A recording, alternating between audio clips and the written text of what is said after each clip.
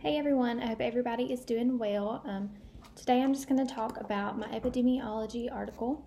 I did mine on kind of a work-related issue. It was on heat exposure for people who are working out in agricultural farms and brick masons in the Central American countries. So this is actually very recent. On March 14th, Boston University School of Medicine published the article, and it was titled Central American Kidney Disease Epidemic Linked to Occupational Heat Exposure. So this was interesting to me to pick occupational health because I feel like that's a part of epidemiology that's often looked over.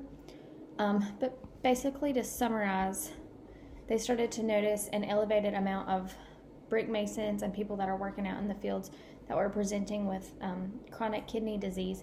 So when I looked further into chronic kidney disease, I realized that it's actually something difficult to catch. It's not something that these workers are going to realize right off the bat that they have. It has a slow onset.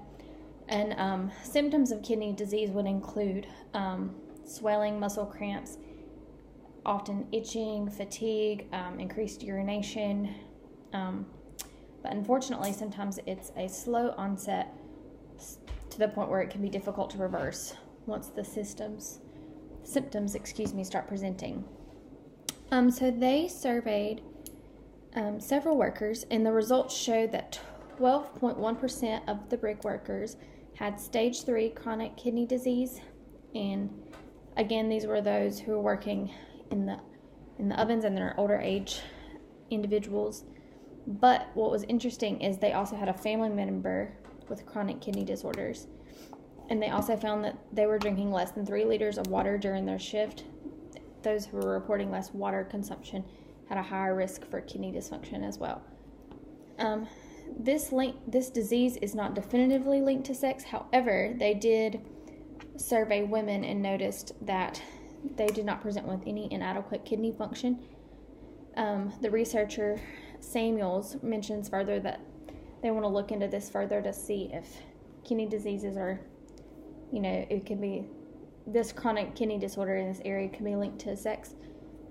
It does not focus prevention with medication, but it does. This article did identify the need and importance of proper hydration, especially when working in conditions such as these.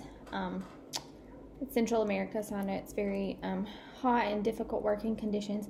And I actually had looked up with OSHA. They have like different classes of occupational heat exposure, and it's really interesting to go on there and see. And it said some people work in over 115 degrees and extra protections and precautions are needed.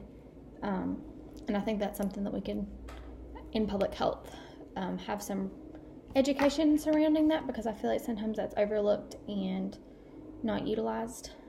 But yeah, so thank y'all for watching my video. I appreciate it. Good night.